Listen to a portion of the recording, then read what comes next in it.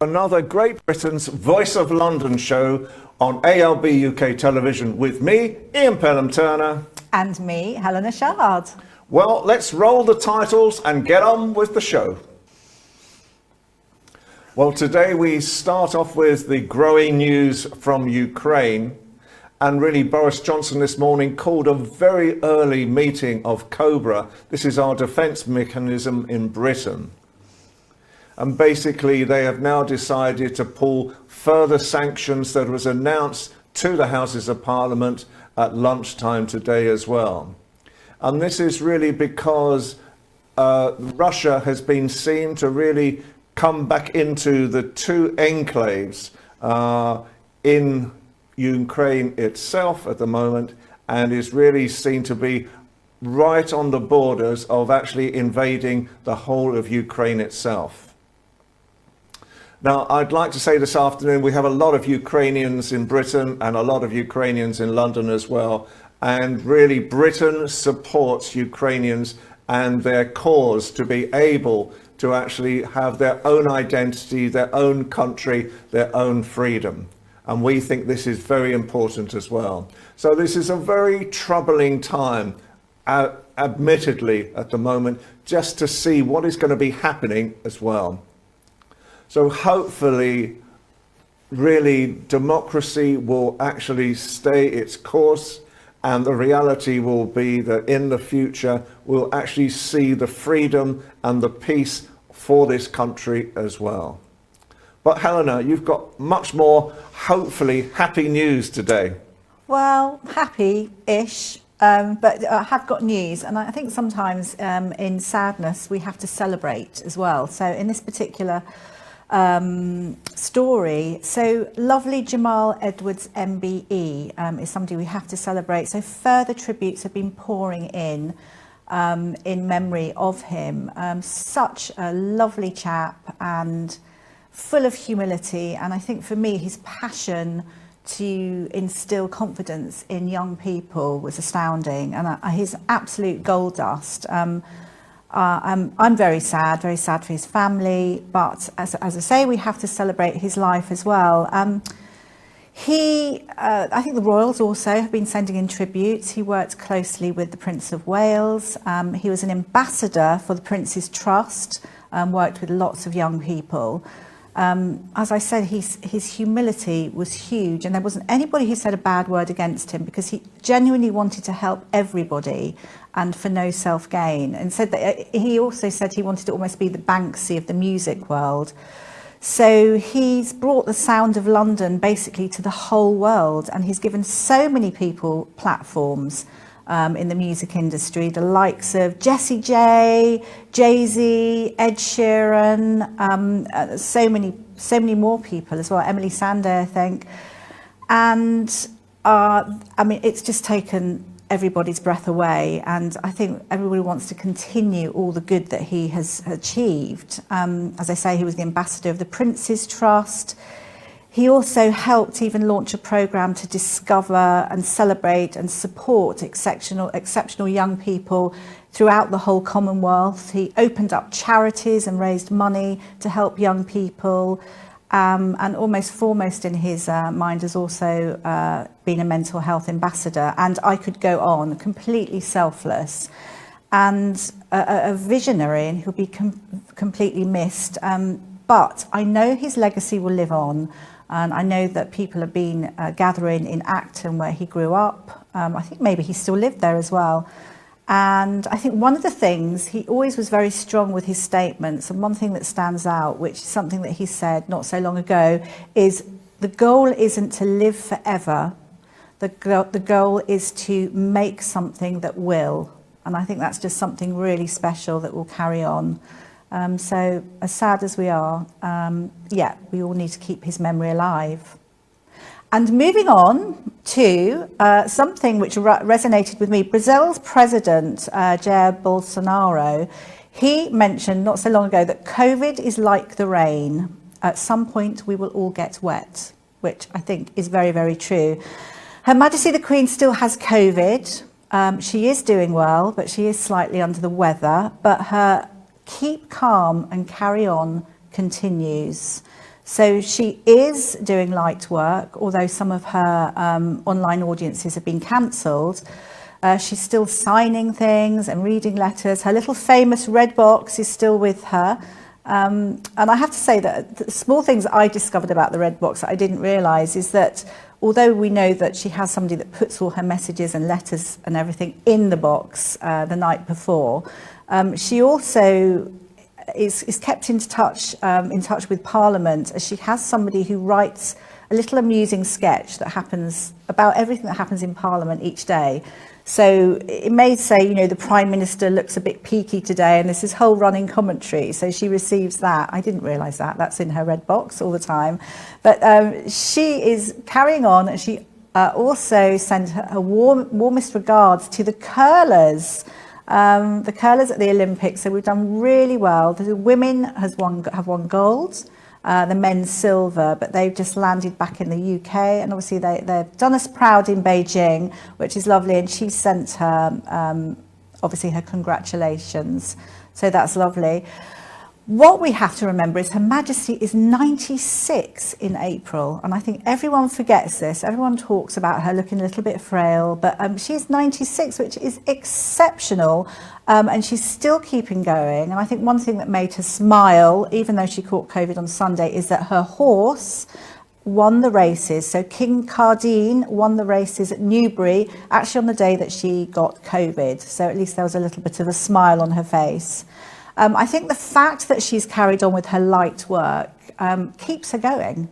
This is what she does day in, day out. And it's almost paved the way for the announcement that Boris Johnson has made, which is, as from Thursday, people will decide themselves whether they self-isolate. So we're in a completely different change with COVID. And it's up to people's personal responsibility. Now, I'm not sure how this is going to work out, but I'm pleased that we're sort of steadily getting to a little bit of normality. So hopefully all will be good. We all have to just be very conscious that obviously personal responsibility has to be in the fore, and we have to look after others. And just finally, I'm going to say, enjoy a happy, powerful Tuesday today. So it's Tuesday. It's the 2nd of the 2nd, 2022. And I don't think that's going to happen again. So there we go. Until next time. Well, as always, you even got me on that one. I wonder where you were going with that. But also you could actually extend it to 222 as well, so you could actually have the 222. It's powerful, isn't it? I get it. And as I say, I hope this area of Ukraine doesn't create World War III. And again, we have to reiterate to all Ukrainians, and I'm sure people from Albania will say the same thing, that we want to see peace and tranquility and freedom in this world. But we now have a video, so tell us about the video. We have a great video. In fact, we have a fabulous guest that's going to be with us shortly, Rahima Muthamia, and this video is to promote Women's Aid, and I know that Rahima works with Women's Aid, so this is something quite special. This is almost shortened documentary type video, and it features Mbe. Mbe has recently won an MBE for working with Women's Aid, but I think we should run straight into it. It's something that's almost quite beautiful, quite disturbing. It's very, very powerful. So I think everyone should sit back and watch.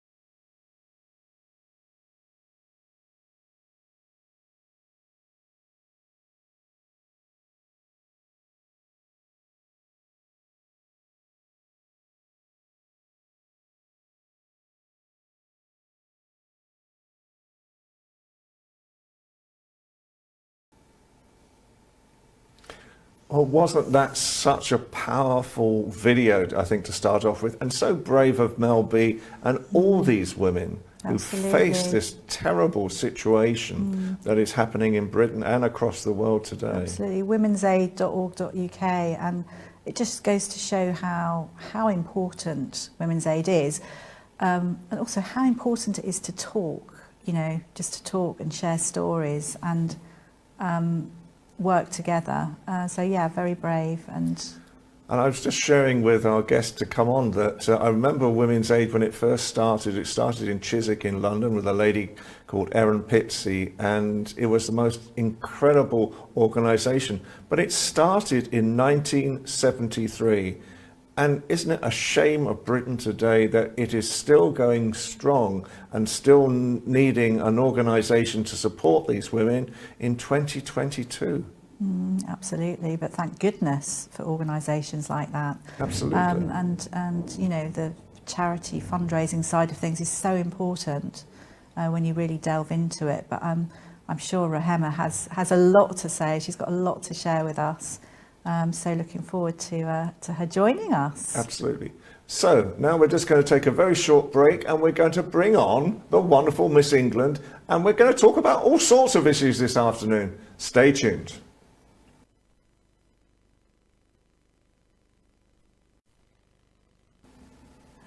So I'm absolutely thrilled. We're thrilled. We have the beautiful Rahema Mbe with us, Miss England, and she has got so much to share with us.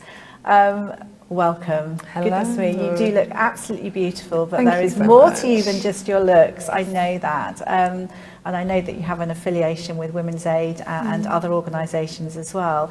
But just to begin with, I know that your background inspired you to enter Miss England to begin with, and I wondered if you could just share a little bit about that. Yeah, sure. So I guess it ties into the fact that I'm working alongside Women's Aid. I was previously in an abusive relationship, which ended quite traumatically and ended up with me having to go through, you know, court proceedings to ensure that I was protected from this individual. So as a method of coping with that, I thought, why not utilize the platform? I'd finished my degree. I had time to sort of, you know, search for myself and try something new. And so I applied for Miss England, knowing that they had the aspect of charity work. And I thought, why not utilize this platform to, you know, do good and help others that may be in a situation that I was in.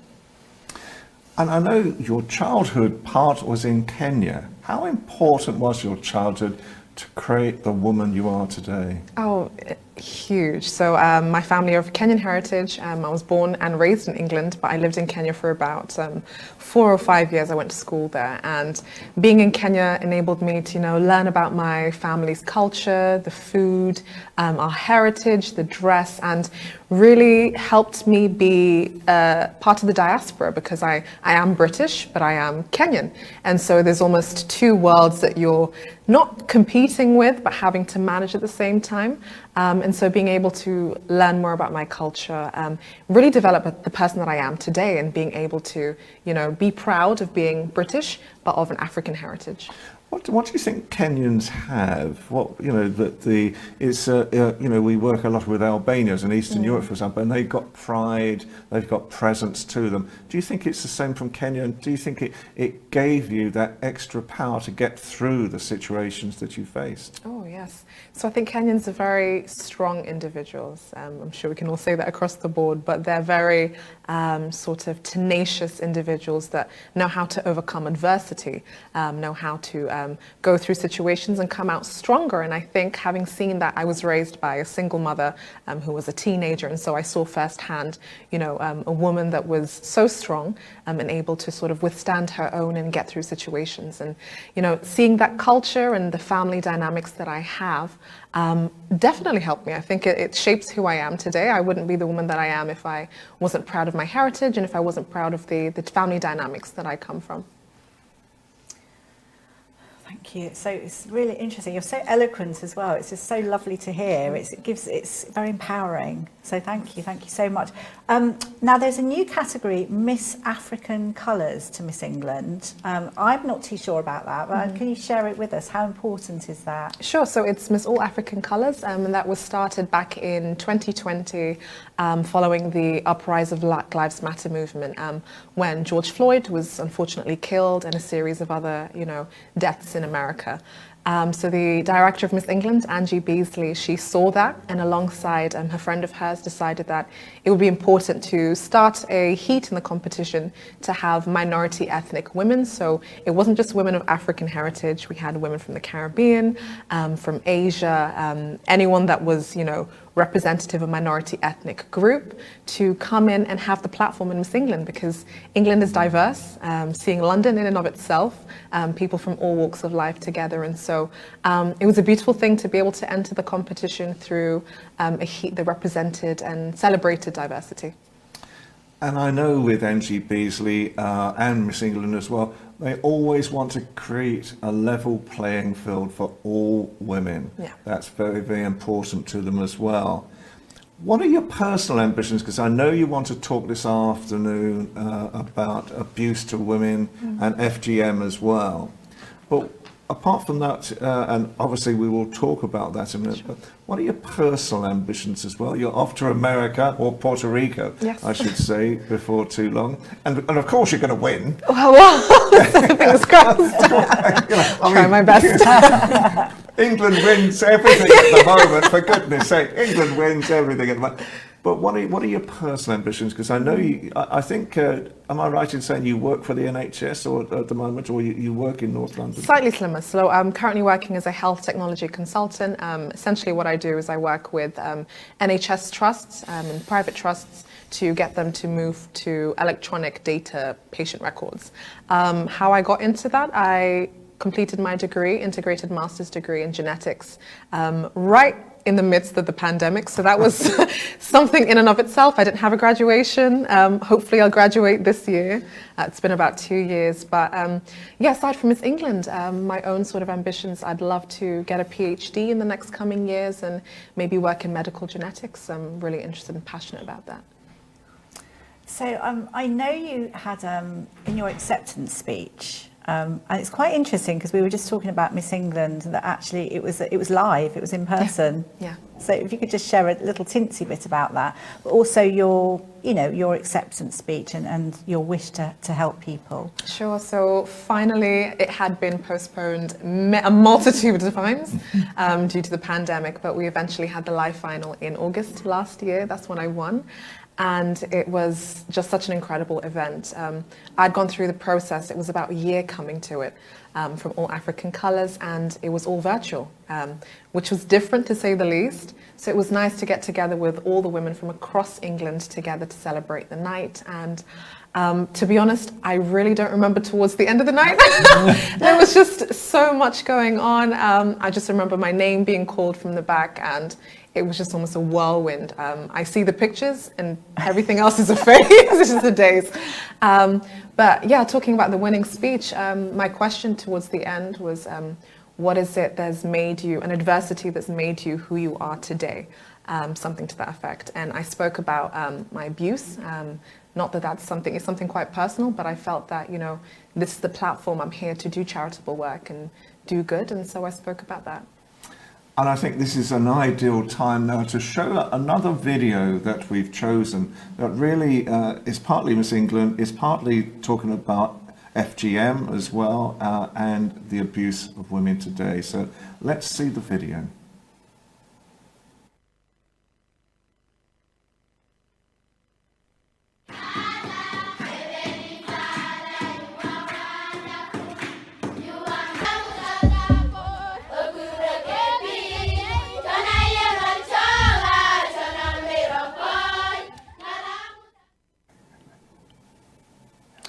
How jolly was that? So we've been sat here bopping away. That's such a catchy tune. That's a Well, you remix of. I saw you tapping your foot. You can't get away with it. So that was a remix of Stronger Together for One Woman at a Time charity that I believe you're an ambassador of. Yes, I am, and I'm so proud to be an ambassador for One Woman at a Time. Started by Jean Anderson, an amazing, just such a bubbly woman who used to be a midwife, who started the charity in West Pokot in Kenya, the country of my origin, which is just amazing to have the connection there. And what they do is they essentially fight for women in that county that are experiencing FGM, because it's still very much a cultural tradition there. But women, the young girls, I wouldn't even call them women, they're very, very young girls, being forced into child marriage, undergoing the procedure of FGM and getting either very ill or running away from home. And so the charity, the funds that they raise are able to send the young girls to school and educate the people in the area about FGM. Wow. A very big question. What can be done? What can be done about the abuse of women in prison, and what can be done about FGM as well? Because, we hear of stories of girls being sent from Britain back to their home countries again. And it is their home country in Britain in the first place. Yeah. We must not forget that at the same time. So what are the types of things that you would like to see happen that can really make real changes? I think firstly, education is everything. Knowledge is power. And if you don't understand the detrimental effects of, say, abuse or FGM, you don't know otherwise. And so in this country, speaking about not only abuse and FGM, because like you mentioned, there are young girls being sent home, sent back to their countries to undergo this procedure. It's about awareness, raising awareness that it's not right, it is illegal to undergo that. And aside from that, abuse, knowing that you shouldn't have to go through it. You deserve better than that. And if you keep aware of the signs, it can prevent a woman from going through such a traumatic experience. And I think the figures show, excuse me, that even 3 to 4 girls each week are detected and are caught before they are sent back. Yeah. And so this is a problem that is ongoing tremendously. Do you think the government is doing enough to actually really sort of stop this whole situation? I think more can always be done. More can definitely always be done. I think it's very important to have that government be educated about this, and also work with border control, police forces, to know that keep an eye out. If there is a young girl that is looking somewhat disgruntled or just, leaving the country against her will, spotting the signs, because maybe they could be preventing something, preventing a girl having to go through a procedure that they don't deserve. And so in the next 2 weeks, I'll actually be going to Shropshire to meet with Jean to speak to border control there, some police forces and school children, just to teach them about this and raise awareness. Oh, it's amazing. It just goes to show that a simple thing of just talking, I mean, obviously teaching, but talking and making people aware is just so important. And it's actually something that everybody can do to raise awareness, which is fabulous. Now, I know that you are, is it Phoenix Rising? Phoenix Rising. Yes. Tell us more. Yes, Such so lovely words. That's the title of my Beauty with a Purpose project, and at Miss World. So I have been to Miss World, and I will be going again because it was cancelled because of coronavirus. There was an increase in cases. So my project, I titled it Phoenix Rising, from the Maya Angelou poem about Still I Rise, and added Phoenix in there because of, coming out of the ashes and still rising and becoming a new beautiful being. And that's how I saw myself when I came out of an abusive relationship. And I thought that would be a beautiful title to speak about, raising awareness of domestic abuse, teaching young children. I'll hopefully be going into schools very soon to teach children about unhealthy and healthy relationships, because it's not something we talk about, and I think prevention is key.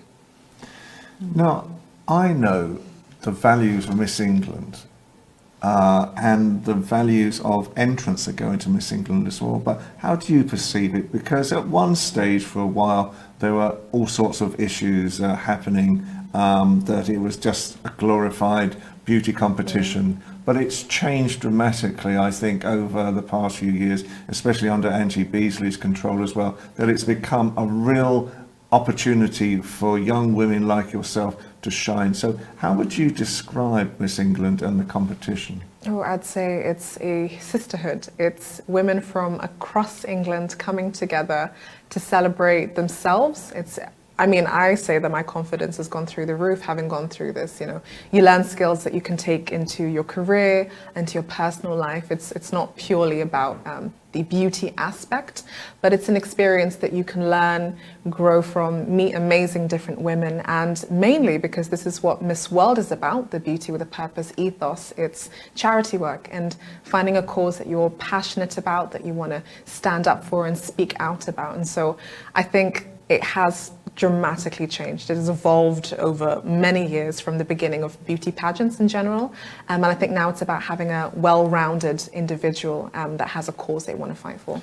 And I think Angie was talking to me the other day and sort of saying that the first rounds of 2022 are just going to start. Yes. So would you recommend it to young girls these days? Yes, of course. I wouldn't be where I am if it wasn't for it. I would say, if there is any young girl between the ages of 16 to 27 and you want to try something new, get yourself out there, develop your confidence skills, public speaking skills, and, learn and meet different women from across the world.